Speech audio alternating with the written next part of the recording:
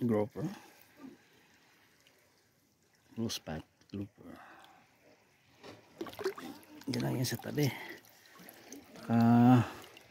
Dami na sana ako, so sumasabit. Tsaka pinipili ko lang yung kinukuha ko. Kaya ganda ng dagat. Ito yung famous jump pizza tinian. Ngayon maraming Pilipinong naliligo ngayon. 1 o'clock. So mababaw ang dagat. Break time muna. Pahinga muna sa pagpipishing. Maya maya back to action. Okay.